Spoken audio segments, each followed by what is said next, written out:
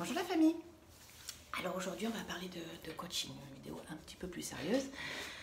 Je vous ai dit que dans le coaching il fallait déjà, pour commencer, avoir un objectif, puis un plan d'action pour arriver à atteindre cet objectif, et il vous faut aussi une méthode. Alors la plupart du temps on va changer vos croyances, on va travailler d'autres croyances.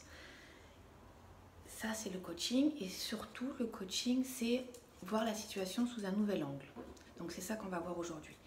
Donc ce qui est bien, c'est de se représenter une situation, une problématique, ou plutôt une opportunité de croissance. Vous avez une décision à prendre. Alors c'est sûr, si vous êtes éveillé, ancré, la décision, elle va être beaucoup plus facile à prendre. Si vous êtes au début de l'éveil ou pas encore dans ce chemin-là, vous avez envie d'une réponse concrète. Donc ce que vous pouvez faire, c'est représenter votre situation. Alors, ça peut être professionnel. Moi, j'avais été coachée 2 personnes. C'était une responsable des ressources humaines et une directrice adjointe d'un hôtel. Donc, chacune avait exposé son problème. Ça peut être ça. Ou ça peut être un choix à faire dans une relation amoureuse. Vous pouvez à la limite remonter à d'autres relations amoureuses. Si vous voyez que vous faites un peu la même chose ou vous avez des histoires différentes, vous pouvez remonter, admettons, aux 2 relations précédentes. Et chaque fois,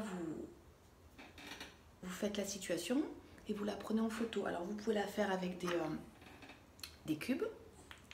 Vous pouvez également la faire avec des petites figurines.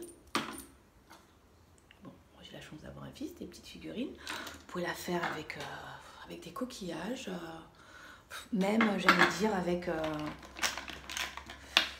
avec des stylos, du moment qu'il y a l'intention. Et en fait, vous matérialisez votre situation, avec des petits bouts de papier aussi, ou en dessinant, vous matérialisez votre situation. Voilà, là, ma problématique, c'est ça. Moi, à un moment donné, pareil, je coachais un cadre dirigeant, il avait un problème avec un de ses binômes. Donc, du coup, il avait matérialisé sa problématique.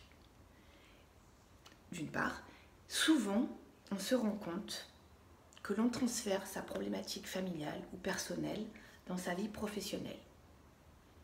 Tout comme on transfère sa problématique professionnelle dans le perso. Mais souvent, c'est du perso vers le pro.